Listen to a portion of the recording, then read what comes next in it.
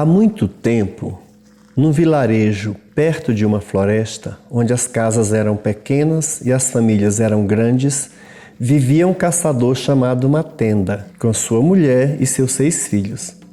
Todos os dias Matenda saía para caçar, levando apenas suas armas e voltava no final do dia trazendo uma caça para a refeição da família. Vez ou outra, os filhos mais velhos saíam com ele para começar a aprender o ofício de caçador, mas em geral ficavam perto da mãe, cuidando dos campos e das pequenas plantações. Em certa ocasião, Matenda saiu mais cedo do que de costume, pois pretendia caçar um pouco mais longe, em uma região da floresta menos visitada por caçadores, e trazer algo maior.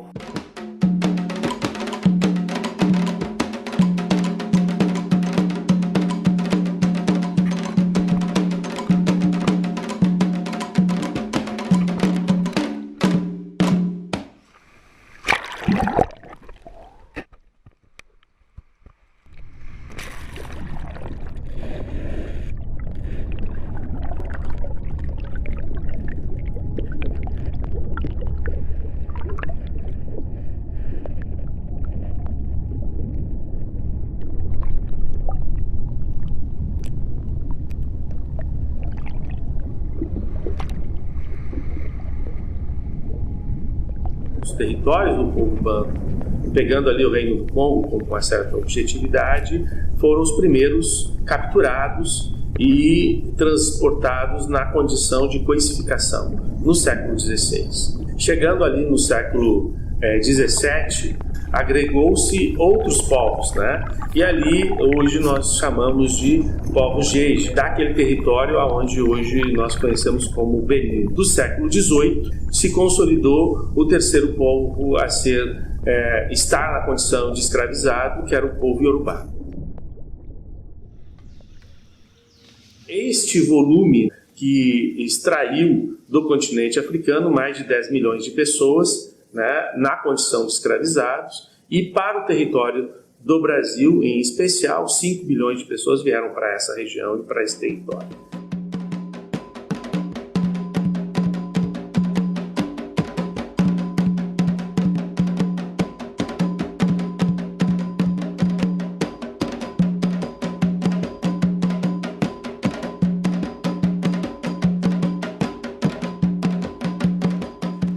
Quando caiu a noite, Matenda não voltou. Seus filhos e sua mulher ficaram preocupados, mas, imaginando que ele voltaria no dia seguinte, comeram seu jantar. No dia seguinte, porém, Matenda não voltou. Nem na semana seguinte, nem no outro mês. Os filhos e a mulher pediram ajuda aos vizinhos, mas ninguém o encontrou. Sua família continuava pensando nele e perguntando-se o que teria acontecido. Mas depois de algum tempo pararam de falar sobre o caçador e seguiram com suas vidas.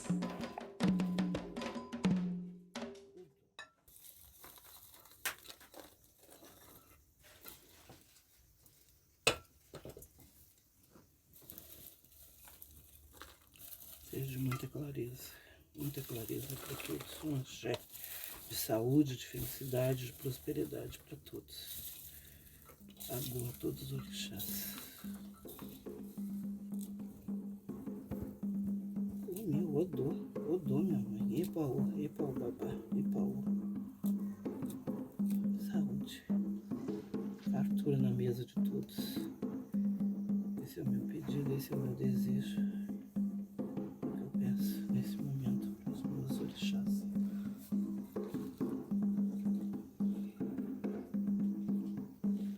Saúde.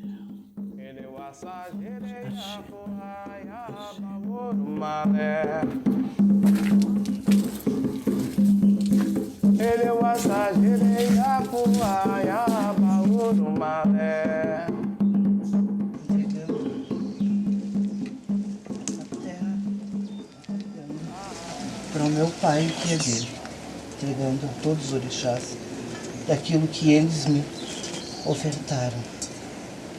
Mais uma vez, saúde, paz e felicidade a todos. e todos. Bao yêu miúdo, e o babá.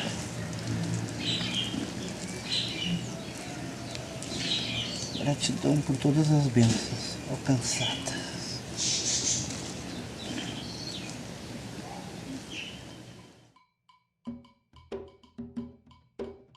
Mais alguns meses se passaram e a mulher deu à luz um menino. O garotinho era doce e alegre, e a mãe deu o nome de Obi, que quer dizer coração.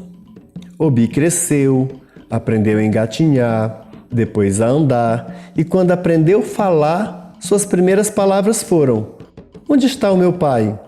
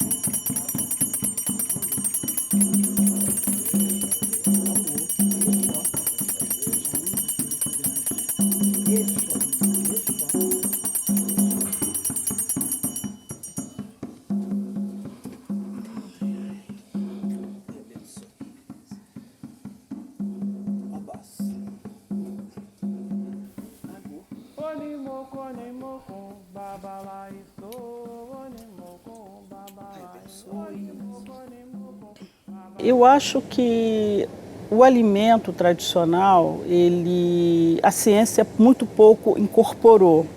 E toda a construção da ciência, ela vai fazer uma perspectiva muito normativa, muito de racionalidade bioquímica, né? E muito pouco de valor sobre uma sabedoria que era conhecida pelos ayurvedas, pelos chineses, pelos próprios africanos. Se essa racionalidade que se instala no início do século XX, que vai ser a matriz da ciência da nutrição, ela hoje deu uma volta de quase 1,5 séculos para dizer que ela foi insuficiente. Insuficiente porque ela demonstra de maneira muito significativa que os problemas que nós, seres humanos modernos, né, que estamos aqui no século XXI, vivemos, essa ciência não consegue responder. O axé que está presente nos alimentos, seja do ponto de vista de uma alimentação mais que seria ritualística ou mesmo litúrgica, que eu não sei se um dia a ciência vai medir o axé. Eu tenho dúvidas, eu até como ser humano torço que ela não consiga medir o axé, né?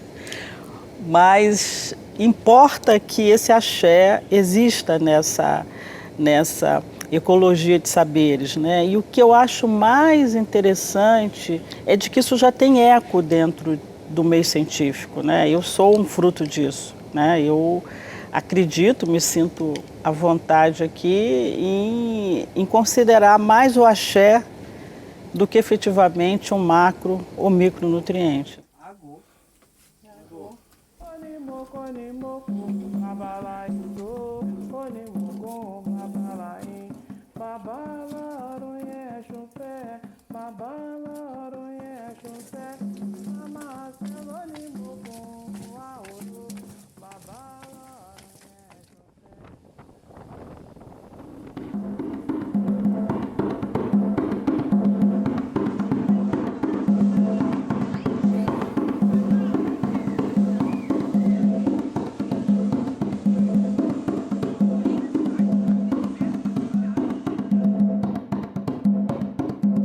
Fartura, para que nunca falte a nossa mesa.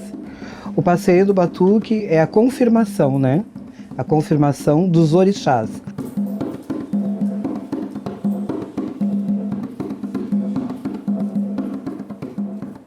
Porque se usa o mercado público, porque ali é o Bará.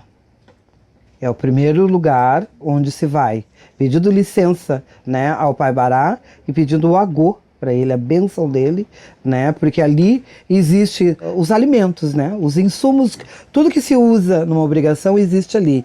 Pedindo bênção e reencontro com os meus ancestrais. Ali é o encontro, né? De tudo aquilo que eu aprendi quando pequena. Então, para mim, que hoje tenho 48 anos, né, de feitura, é uma emoção muito grande, porque o meu primeiro passeio foi feito com 7 anos. Então, assim, hoje, cada vez que eu adentro, né, ao mercado público, ele vem lembranças da minha avó, lembranças dos tios.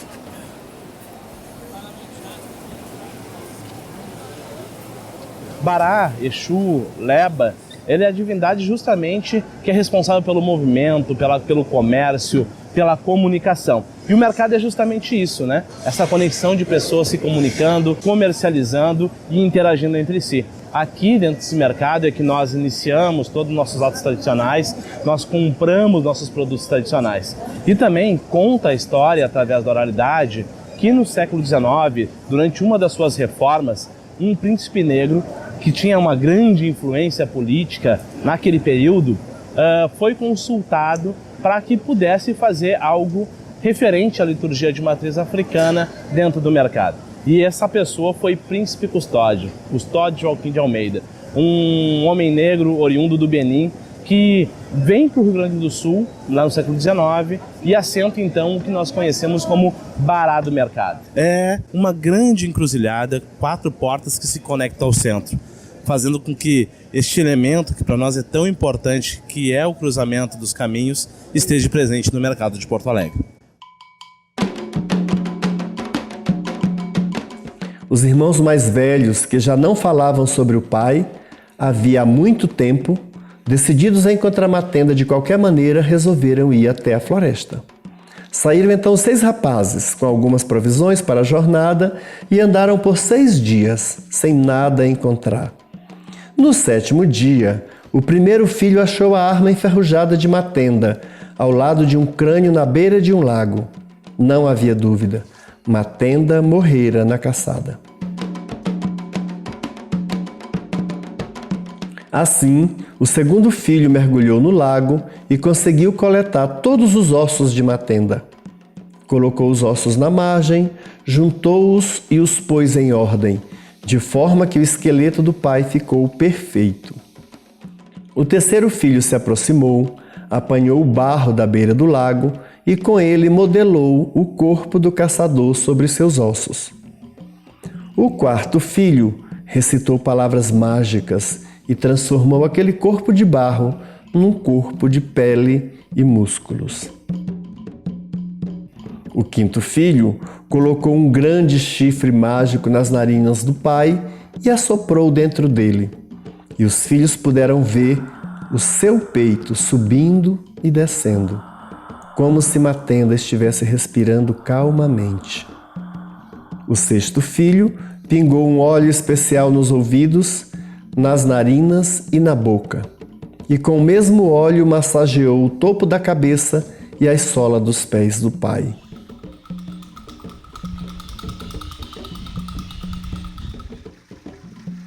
Matenda se levantou. Os filhos disseram: "Pai!" E ele, com um olhar, chamou seus filhos que o seguiram no longo caminho de volta.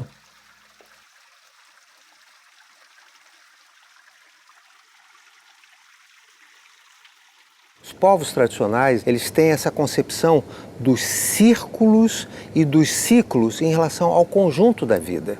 O retorno para a espiritualidade, o retorno para a sabedoria desses povos diz respeito à ideia fundamental que você não pode separar vida e morte, orgânico e inorgânico, e não pode separar os diferentes mundos que existem.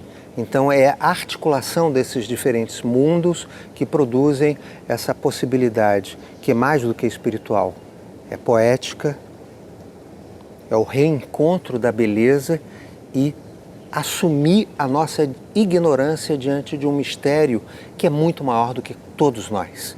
E isso se relaciona diretamente com a ideia de metabolismo social, um conceito muito importante da economia ecológica, da ecologia política, ela é uma tentativa de trazer para os fluxos da economia, da produção, do consumo e também do descarte, a ideia de metabolismo. E existe um grande problema nesse metabolismo social, que é a ideia de uma linearidade e de um fluxo contínuo e ilimitado de produzir, consumir, explorar, controlar, e não há retorno cíclico para a natureza. E todo esse congestionamento do produzir, consumir e produzir lixo, geram enormes congestionamentos, poluições químicas, tragédias diversas, e algumas delas são tragédias globais, como as mudanças climáticas. Não haverá superação da crise civilizatória e um processo de descolonização da academia e do pensar e do sentir se a gente não conseguir fazer esse resgate da sabedoria que está presente na arte, na espiritualidade, e os povos tradicionais são exemplos fundamentais.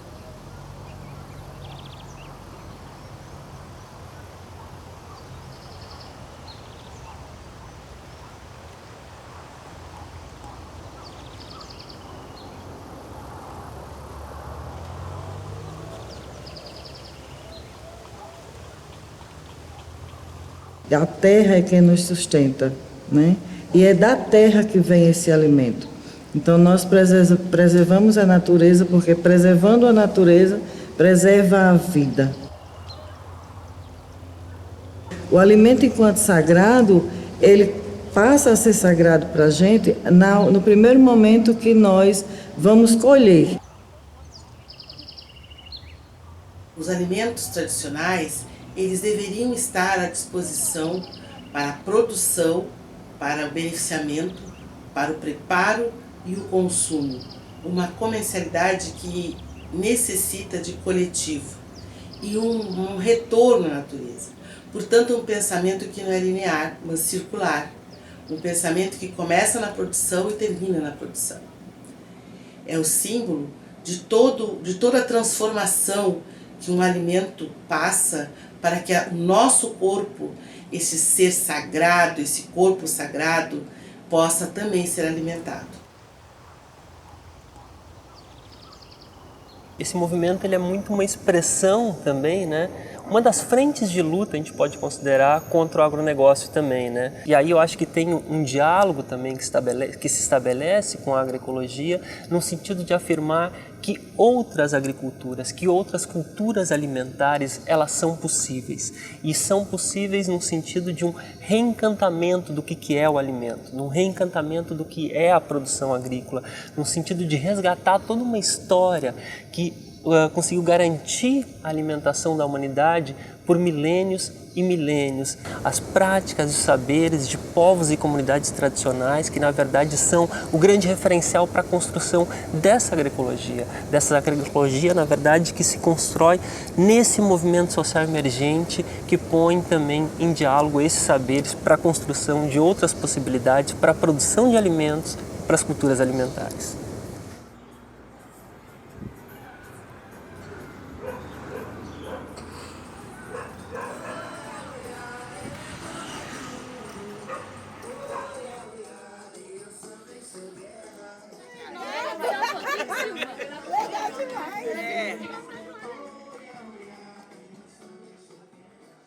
Eu acho que os ensinamentos que a gente aprendeu aqui foi de socialização, de compreender, de acolher o outro, do autocuidado e de cuidar também, não só das pessoas, mas também do território, do ambiente, tudo isso está relacionado. Existe uma política, uma organização própria, o terreiro ele gesta a sua própria política, né? E as pessoas que chegam, ao invés da gente direcionar elas a algum lugar, alguma ocupação, a gente vai observando na convivência, nas relações, e ela acaba mostrando o que é que ela tem para contribuir com esse coletivo. Cada um tem uma função, cada um tem uma responsabilidade, cada um tem a sua contribuição para fortalecer esse território.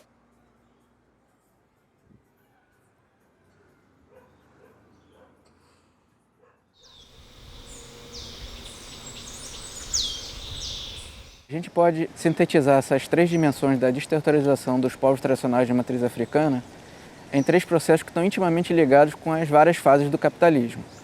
Então, numa primeira fase, nós tivemos a desterritorialização mais, digamos assim, drástica, né? Que foi o sequestro de uma parcela significativa da população africana e o translado para as Américas, para que elas fossem usadas como mão de obra escrava, tanto no Brasil como em outras partes da América, né?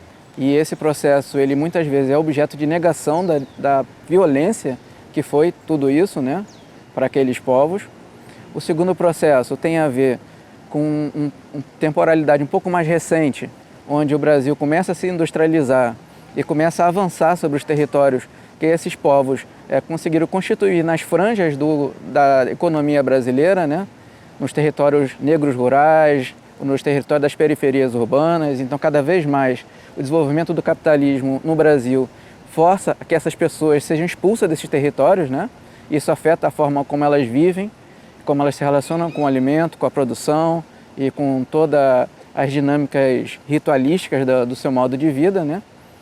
E talvez a última fronteira de desterritorialização que eles vivem hoje seja justamente a fronteira do corpo, né? A gente vive hoje no Brasil um contexto de genocídio da população negra brasileira, né? E esse genocídio ele se dá com mais intensidade ainda entre aquelas pessoas que resistem e que mantêm os signos, né, dos povos tradicionais de matriz africana. Então, se um jovem negro já tem uma alta probabilidade de ser assassinado numa favela, um jovem negro paramentado como representante de uma pessoa de terreiro tem muito mais chance também de ser objeto de assassinato, de discriminação e de vários outros processos que levam a adoecimento e morte, né?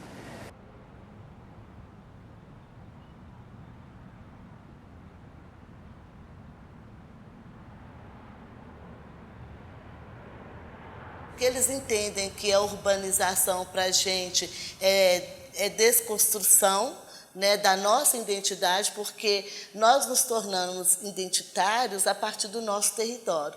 E se a cidade vem nesse aceleramento, né, de urbanização, acaba tirando essa identidade nossa e nos deixa numa forma assim de não mais tendo condições de nos organizar independentemente. Isso acaba sendo um conflito entre cidades urbanas e territórios tradicionais, mas a gente vai resistindo.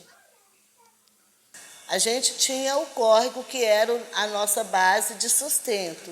Quando veio a pavimentação desse córrego, a gente perdeu toda a vegetação, né, o alimento que nascia na beira desse córrego, a banana, o tomate, o chuchu, o maracujá.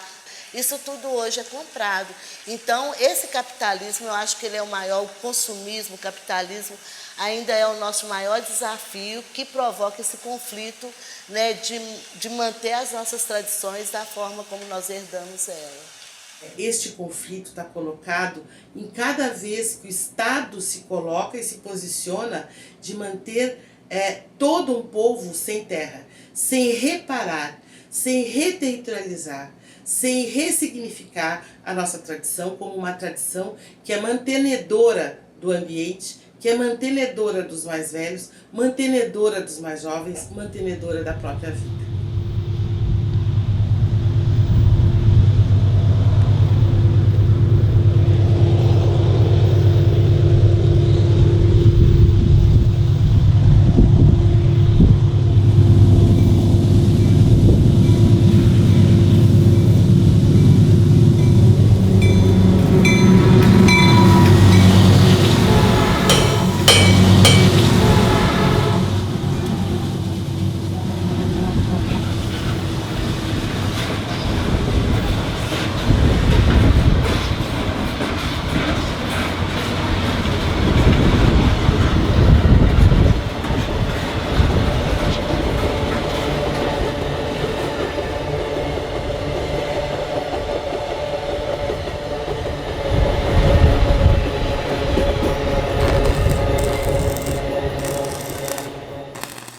Ogum é o orixá da tecnologia. Ele é o orixá da tecnologia, porém ele também é um grande agricultor, um grande caçador, né? Foi Ogum, através das suas tecnologias, que nos deu a sustentabilidade de termos hoje as ferramentas necessárias para o plantio e cultivo da terra. Então, se nós vamos plantar um grão de feijão, nós usamos a enxada. Então, tudo isso nós devemos e agradecemos ao Orixá Ogum e a sua sabedoria na construção da tecnologia, né? Daí a tecnologia não nasceu hoje, ela já vem lá com os nossos ancestrais.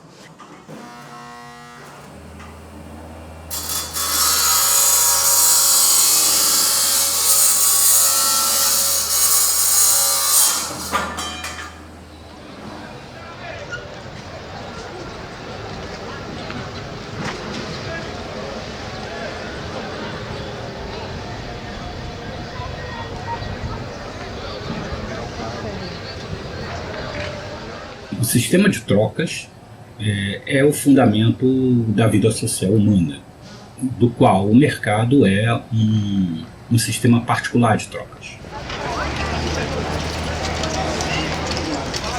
É um espaço privilegiado não apenas de troca, né, mas de compartilhar. Compartilhar, nós estamos ali não só para trocar coisas, mas também para trocar experiências, para trocar ensinamentos. O mercado é em si sagrado. Em sociedades tradicionais é justamente aquilo que o diferencia do mercado nas sociedades ditas não tradicionais. Não faz 2 por 5? Então me dá 2 por 5. Tá? Esse vai com a gente, não dá para voltar. Aqui é o mercado do ver-o-peso, né?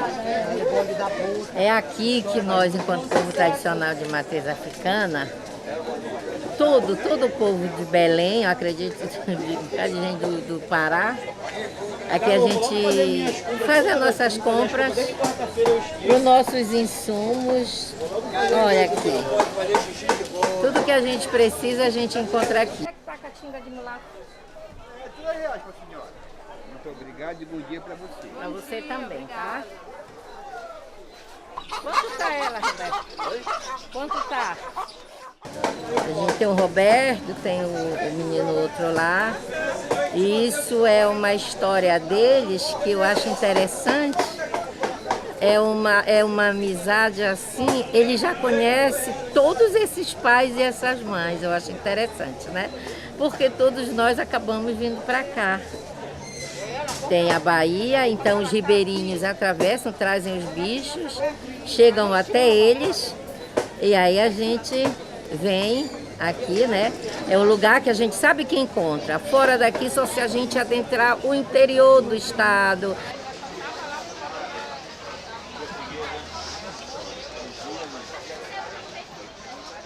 Aqui também as nossas ervas, tem de tudo aqui. Tem assim, pé, e como tem o mato já pronto para o uso, né? Então, o mercado, a importância dele é vital para o nosso povo. O caminho da libertação e, de um certo sentido, da própria emancipação passa por um processo que é tanto evolutivo do ponto de vista material, da busca de um conforto, de um bem viver e de uma certa abundância, mas também em profundo respeito e reverência às condições e aos limites da natureza e dos seus espíritos. Retornar o mercado ao mundo da vida é uma luta política contra o capitalismo financeiro liberal. O que é que faz esse capitalismo? Transforma as pessoas em coisas, mercantiliza o conjunto da vida. E o que a gente precisa é um mercado que saia do lugar do Deus dinheiro para retornar aquilo que importa e que tem sentido para as pessoas, para a vida comunitária, para a família, para o território, para a produção que se relaciona com a natureza e dá sentido a um processo de transformação social justa, justamente numa época em que a crise socioecológica se radicaliza tanto. O retorno ao mercado e a humanização contra a coisificação, contra essa financiarização absurda, é uma luta fundamental para a transformação social. Nós sabemos então que aqui esse mercado público era um território privilegiado das manifestações afro-religiosas de Porto Alegre do século XIX. Não só afro-religiosos, mas de toda a sociabilidade, né? Aqui se fazia vendas, aqui se fazia relações amistosas em torno, né, de tudo que cerca o mercado. Essa movimentação, essa encruzilhada que tem dentro do mercado público, né, onde se cruza pessoas, mercadorias, vidas e histórias. Essa tradição de vir os povos de matriz africana aqui no mercado é desde sempre. E isso faz com que o mercado público de Porto Alegre seja um território religioso, de religiosidade. Então nós temos muito essa visitação, né, das pessoas de religião. E isso tem que ser respeitado também.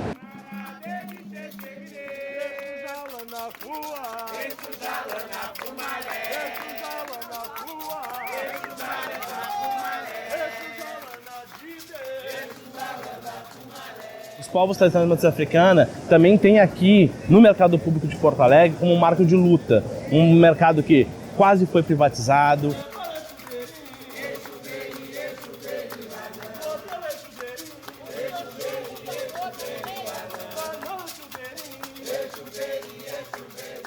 Essa ideia de concessão do mercado foi da gestão passada, que tinha esse intuito de conceder o mercado público para um privado. Não poderia apenas uma pessoa estar explorando o mercado público. Assim, o TCE trancou e hoje essa história da concessão do mercado público foi para o Tribunal de Contas, que também trancou, e por fim o atual prefeito deu um decreto finalizando toda essa história de concessão do mercado público de Porto Alegre.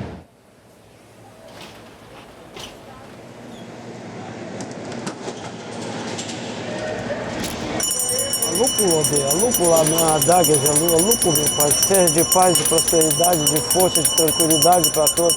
Que o Senhor abre nossos caminhos, abre nossas porteiras, nossas portas, nossos cruzeiros, meu Pai. Lupo, alúpulo, na adaga de alúpulo, meu Pai, alupo. Bom, aqui nós temos os itens, né? Os itens alimentícios para preparar o banquete. O banquete de cavungo, né? Ele convida todos os inquices para a mesa, para a celebração. Temos aqui algumas coisas industrializadas, né? O milho de pipoca, a canjica branca, na verdade embalados, né? Foram comprados em indústria. E temos aqui esse exemplo de milho para pipoca produzido por um pequeno produtor aqui da região, né? E outro detalhe, essa farinha aqui de caçar, farinha de milho branco, né? Encontramos na feira. Temos também aqui a berinjela, né? A berinjela aqui do quintal, né? Vai ser oferecida aqui a Mamito Zumbá. Feijão preto, a comida de cavalo. Vai para a panela, né? Vamos cozinhar, nós cozinhamos para os inquices da mesma forma, com o mesmo cuidado que cozinhamos para nós, meros mortais.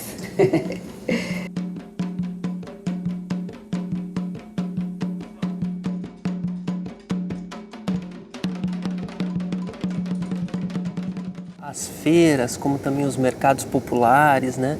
Eles são uma forte expressão da resistência, no sentido da resistência frente a um sistema agroalimentar globalizado. Não são relações, simplesmente relações onde é que eu escolho um produto sem característica nenhuma na gôndola de um mercado, levo, consumo e deu. Se encerrou ali esse processo. Existe toda uma relação de confiança, laço de confiança que normalmente nesses mercados locais, nas feiras são construídas, onde é que o consumidor ele vai tendo o conhecimento de quem produziu, de como chegou aquele alimento até ali, da onde tem uma história desse alimento.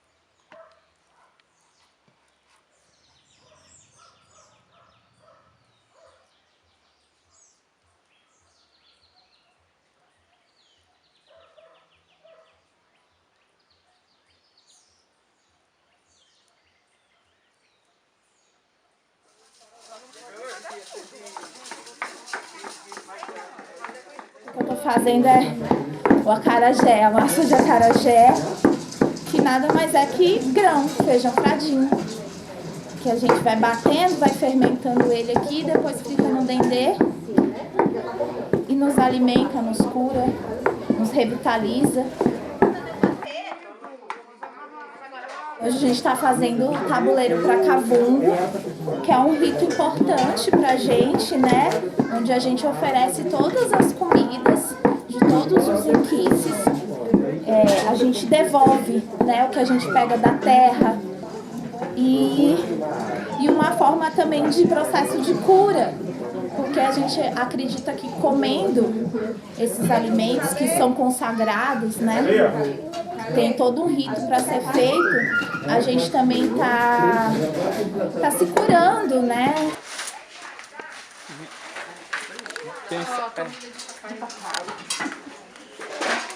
Essa relação com o sagrado, essa relação com o aspecto ritualístico, essa relação com a liturgia, ela foi um espaço de resistência, sem sombra de dúvida. E que eu creio que esse é o nosso aprendizado aqui, quando a gente entra dentro dessa porção da saúde. É trazer para a saúde o que esses povos de matriz africana sempre nos ensinaram, que o equilíbrio dessa relação é que traz a saúde, né? O desequilíbrio é que gera a doença. E talvez o que eles nos ensinam é que a gente durante muito tempo falou mais da doença do que da saúde. Aqui a gente está pegando um peregum, vai fazer um carrego agora para cavungo. E aí a gente faz um mix de folha para bater nessas pessoas, para ajudar a dispersar esses carregos que essas pessoas traz consigo, né? Aí a gente usa folha. E folha a gente usa para tudo, usa na iniciação, usa para fazer um banho, às vezes você está meio nervoso, meio com a cabeça meio tumultuada. A gente tem algumas folhas específicas que a gente usa para fazer o banho, para dar uma relaxada, acalmada na questão da cabeça também. E por aí vai, para tudo dentro do candomblé tem uma folha que tem uma função. O pai matou uma cabra de seu rebanho e a levou para casa. Lá, a mulher preparou um banho com ervas e ele se lavou e se barbeou. Naquela semana, a mulher chamou os vizinhos para, juntos, prepararem uma festa em celebração ao retorno do marido. Ela assou a cabra de um modo ritual e os vizinhos e amigos trouxeram mais comida, bebida e música. Durante todo esse tempo, Matenda se manteve calado. Na hora da festa, justo no momento de servir a refeição, levantou-se e falou pela primeira vez. Disse que gostaria de agradecer aos seus filhos por tê-lo trazido de volta à vida e, portanto, serviria primeiro e com uma porção mais generosa de comida aquele que tinha feito mais para que ele retornasse do mundo dos mortos. Os filhos começaram a falar. Fui eu que encontrei nosso pai, disse o primeiro. E eu encontrei seus ossos no fundo do lago, afirmou o segundo. E eu moldei o seu corpo de barro, falou o terceiro. E eu transformei o barro em músculos, disse o quarto. E eu lhe dei o sopro da vida, o quinto quase gritou. E eu lhe recuperei os movimentos e a fala. O sexto cruzou os braços e encarou os demais. Armou-se um verdadeiro rebuliço. Todos os filhos falando ao mesmo tempo, discutindo e argumentando com fervor para ter direito à recompensa oferecida pelo pai.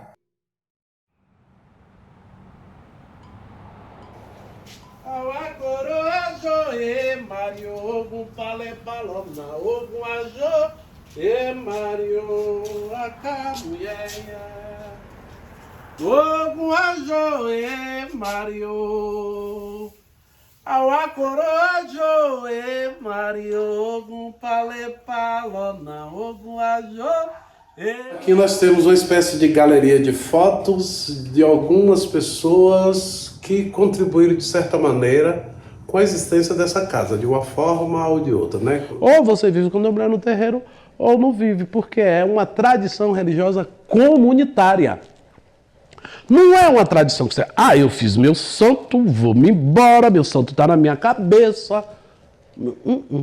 Eu aqui, quando inicio, a pessoa diga assim, olha, presta atenção, 50% da experiência do orixá é sua, 50% é dessa comunidade. Disputar o bem viver, o bem querer e o bem-estar. Sem isso, nós temos apenas atitudes egoístas e muito se distanciam daquilo que seria um projeto de tradição religiosa ancestral como é a nossa. Resistente sempre contra o racismo religioso, contra a intolerância, contra a perseguição da polícia, contra a perseguição da Igreja Católica, contra a perseguição do Estado.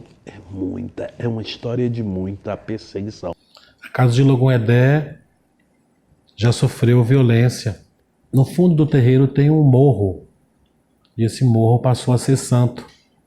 Algumas pessoas, alguns fundamentalistas, quando escutam o atabaque tocar, eles sobem nesse morro e começam a fazer um exorcismo, como se estivesse acontecendo lá no terreiro da gente, algum ritual satânico. Teve um dia que eles entenderam que tinha que jogar pedras. Então eles fizeram um festival de pedras no morro, e aí nós precisamos sair do terreiro para não machucarmos. Então era pedra de todos os tamanhos, e aí quebraram lustres, quebraram alguns objetos sagrados, né? A gente escuta depoimentos de zeladores, de zeladoras, reclamando de invasão, de incêndio, como aconteceu no terreiro da Mãe Baiana. Tudo que vem na contramão do patriarca, do negro, é do mal. Eles entendem como uma magia, como uma prática que tem que ser oprimida. Tá no bojareô e acesso, tá no bojareô. Ei, auiô, tá no bojareô. Tá no bojareô, Iemanjá tá no bojareô.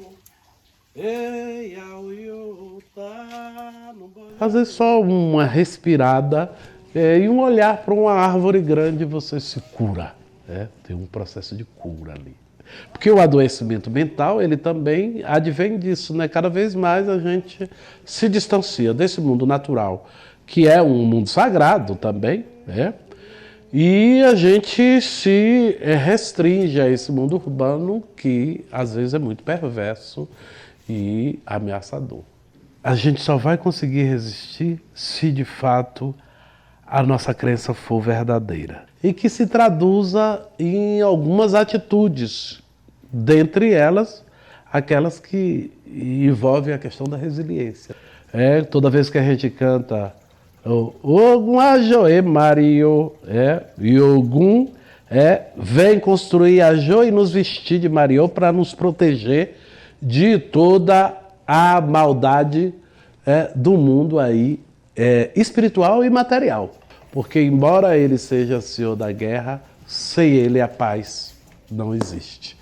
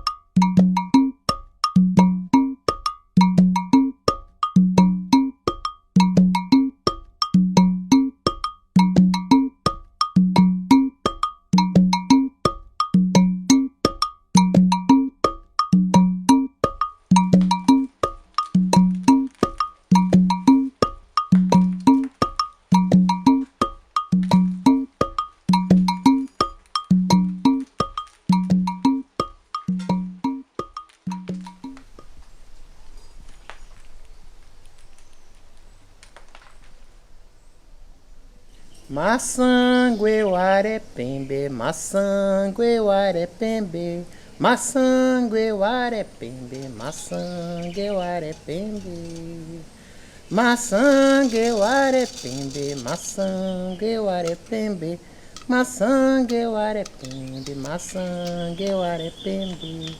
Que quer dizer, a pipoca purifica, a pipoca leva todo o mal.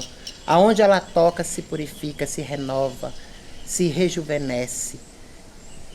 Maçango euare pembe. Pembele maçango. Eu vos saúdo, pipoca. Pembele.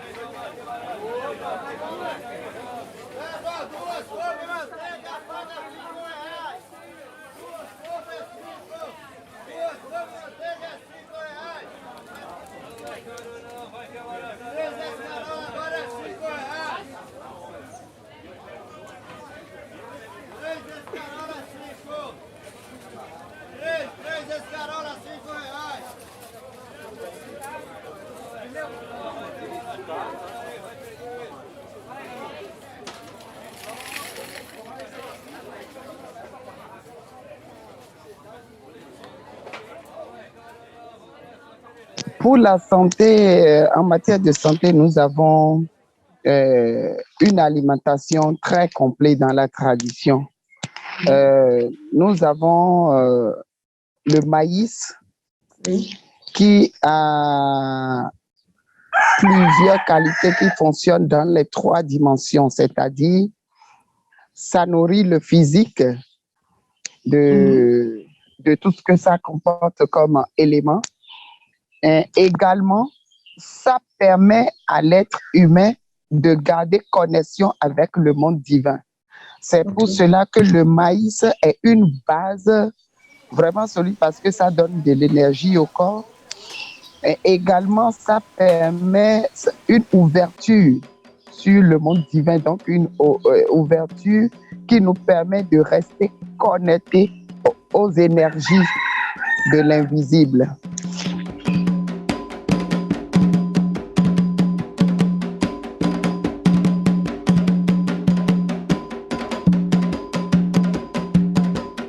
O processo de escravidão ou o processo escravagista, né, a maneira como os nossos povos foram trazidos para o Brasil já foi por si de grande dificuldade, né? Trazer com eles alguns costumes e adaptar esses costumes dentro de uma nova visão de mundo, dentro de uma terra desconhecida, foi um processo também de grande sofrimento.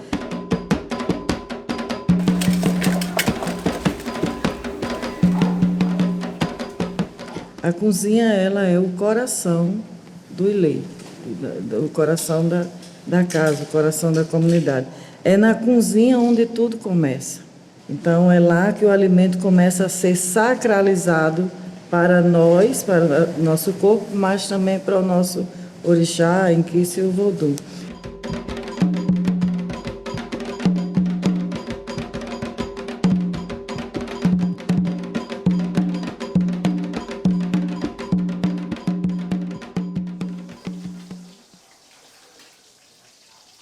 Nós temos diversos rituais, festas ritualísticas que envolvem a questão do alimento. O Olubajé, ele não é só um ritual ou uma festa de apresentar um grande banquete no salão. Ele é também um ritual de um grande ebó. O direito dado pelos nossos ancestrais, pelos nossos orixás, de sentarmos à mesa com eles. Nós convidamos o orixá a comer conosco. E o orixá nos convida a comer com eles, a sentar com eles. Então, é nesse grande banquete que a gente oferece ao Mulu e toda a sua família Jin. Esse grande banquete, quando o Mulu recebe, ele também nos traz como um grande ebó, né? Uma grande limpeza que ele faz na casa, nas pessoas que estão presentes. Né? Porque é também nesse momento que a gente agradece à terra, ao Nilê, tudo que a gente colheu durante todo o ano, todo o alimento que a gente consumiu durante todo o ano, homenageado também naquele banquete que é para o rei, o Senhor da Terra.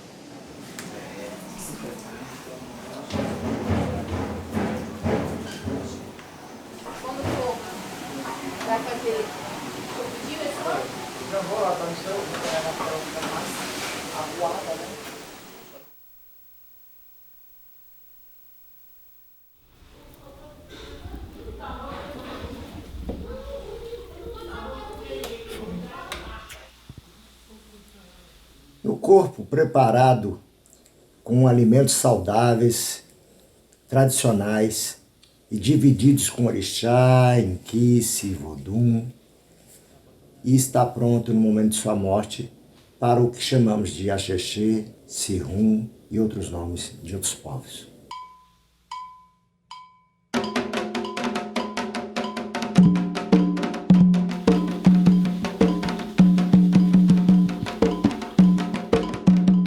Essa condição nos prepara para dedicarmos o nosso corpo espiritual o retorno à origem, ao que direcionou a nossa existência. A partir daí, é devolvido então fisicamente o corpo à terra, para que realimente esta terra que nos alimenta de todas as maneiras. Este encantamento do retorno à origem, de retorno à nossa consciência primordial, à nossa existência primordial, estaremos prontos também com o nosso corpo físico para alimentar nosso sagrado.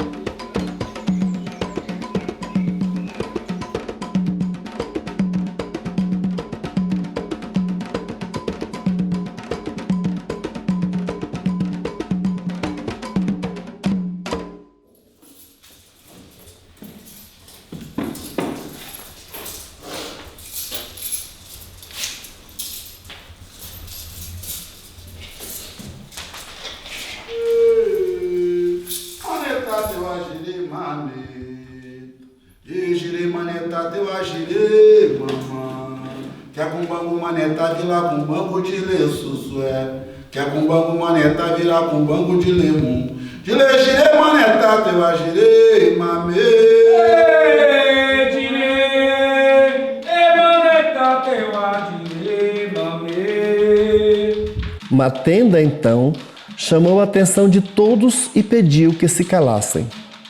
Ele colocou uma generosa porção de comida em uma cumbuca especial. Aproximou-se de um dos seus filhos e disse: Eu darei a maior porção da comida para este filho, pois a ele devo a minha vida. Dizendo isso, entregou a cumbuca com uma reverência ao seu 7º filho, Obi, que havia nascido enquanto ele estava morto na floresta. Todos fizeram um silêncio profundo e lembraram-se de que as primeiras palavras de Obi haviam sido: Onde está o meu pai? Eles sabiam que Matenda tinha razão. Entre eles havia um ditado: Os nossos mortos não estão mortos até que nós os tenhamos esquecido.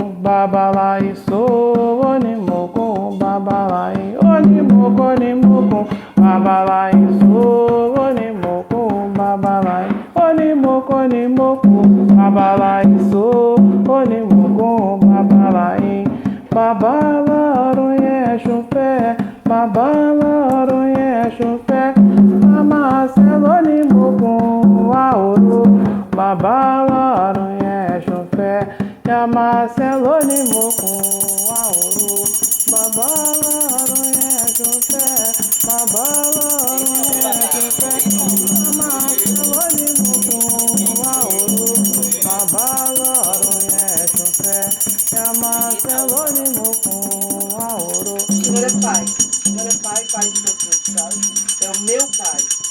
Tudo que eu lhe pedi até hoje, nada me faltou. E eu também peço pelos meus irmãos, pelos meus filhos e todos os meus amigos, meu Pai. Saúde, força, felicidade. Que toda negatividade seja retirada, meu Pai. Que não seja mais permitido tanta dor no nosso povo. Que seja de felicidade.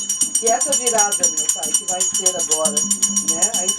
Mãe Iemanjá entregando para Oxum, né? Mamãe Oxum, que seja de alegria, de felicidade e que nós possamos, né, colher do nosso jardim toda a recompensa, né, de todos esses anos, de todos esses séculos e séculos passados. Que seja um recomeço, que seja de vitória para todo o nosso povo de matriz africana. Epaô, epaô, epaô, epaô, epaô, a sua bênção, o bênção da Mãe Oxum,